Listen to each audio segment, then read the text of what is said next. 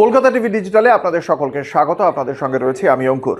আমরা দেখেছিলাম কিছুদিন আগেই এই কলকাতা শহরে ব্রিগেড প্যারেড গ্রাউন্ডে গীতা পাঠের একটা সমাবেশ হয়েছিল। বহু লক্ষ কণ্ঠে সেখানে গীতা পাঠ হয় এবং সেই গীতা পাঠের সময় কলকাতা ময়দানে সেখানে যখন আমরা দেখি যে একজন প্যাটিস বিক্রি করছিলেন, সেই চিকেন প্যাটিস তিনি কেন বিক্রি করেছেন সেই কারণে সেই প্যাটিস বিক্রেতাকে মারধর করা হয়, তার সেই প্যাটিসগুলো সমস্ত ফেলে দেওয়া হয় মাটিতে এবং সেই বিষয়কে কেন্দ্র করে যথেষ্ট চর্চা হয়েছিল। চর্চাটা এই কারণেই হয়েছিল যে চিকেন প্যাটিস যিনি বিক্রি করছিলেন তিনি একজন অত্যন্ত দরিদ্র মানুষ। তার ওই খাবারগুলো ফেলে দিয়ে কেন তাকে এভাবে হেনস্থা করা হলো, কি তার অপরাধ তিনি চিকেন প্যাটিস বিক্রি করছেন, এই প্রশ্নটা উঠে গিয়েছিল। কলকাতা ময়দানে যে ঘটনা ঘটেছিল এবার তার কার্যত একই প্রতিচ্ছবি আমরা দেখতে পেলাম উড়িষ্যাতে ফুটপাতের পাশে এই বড়দিন উপলক্ষে রাজস্থান থেকে আসা দুজন পশরা সাজিয়ে বসেছিলেন সান্টা ক্লসের টুপি এবং সেই সান্টা ক্লসের টুপি কেন তারা বিক্রি করছেন সেই কারণেই তাদের ওপর বিরাট চোটপাট করলেন স্থানীয় একজন হিন্দু যে সমস্ত বজরং দল বা হিন্দু মহাসভা, তাদের পোশাক দেখে নির্দিষ্টভাবে তো বোঝা যায়নি, কিন্তু তারা কি বলছিলেন সে ভিডিও আপনারা দেখতে পাচ্ছেন। সেখানে তারা খুব স্পষ্টভাবে বলছেন এটা প্রভু জগন্নাথ দেবের দেশ, এখানে খ্রিস্টানদের উৎসবের এই সান্টা ক্লসের টুপি বিক্রি করা যাবে না, খুব স্পষ্টভাবেই বলছেন তারা।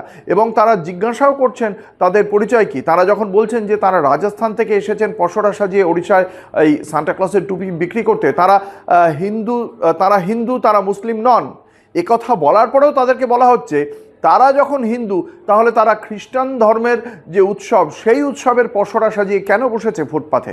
এবং এভাবেই দরিদ্র ওই রাজস্থানী যারা ব্যবসায়ী তাদেরকে সেই ফুটপাথ থেকে তুলে দেওয়ার নিদান দিয়েছে। তাদের পরিষ্কার বক্তব্য যে এখানে তাদের বসার কোনো রকম অনুমোদন নেই সংশ্লিষ্ট কর্তৃপক্ষের কাছ থেকে। তবু যদি তারা প্রভু জগন্নাথের কোনো কিছু তারা বিক্রি করতেন তাহলে ওই ব্যক্তিদের কিছু বলার ছিল না, কিন্তু যেহেতু খ্রিস্টানদের উৎসবের পসরা সাজিয়ে তারা বসেছেন সেই জন্য তাদের বিক্রি করতে তারা পারবেন না। বহু অনুনয় বিনয় করেও লাভের লাভ কিছুই হয়নি, তাদেরকে উঠে যেতে হয়েছে এবং সরাসরি হুঁশিয়ারি দেওয়া হয়েছে তাদের পক্ষ থেকে যে এ সমস্ত এখানে চলবে না। ওড়িশা বিজেপি শাসিত এবং সেখানে প্রভু জগন্নাথ দেবের শাসন চলে বলেই সেখানে এ কাজ চলবে না। জানি না, আমরা পড়েছিলাম রথ ভাবে আমি দেব, পথ ভাবে আমি, কিন্তু শেষ পর্যন্ত অন্তর্যামী হাসতেই থাকেন সমস্ত দেখে শুনে। কোনটা মানে খ্রিস্ট কোনটা খ্রিস্ট সেটা নিয়ে চর্চা চলবে, কিন্তু ভারতীয় জনতা পার্টি সমস্ত কিছু ধর্মের, হিন্দু ধর্মের অন্তত কপিরাইট তারাই নিয়ে রেখেছে।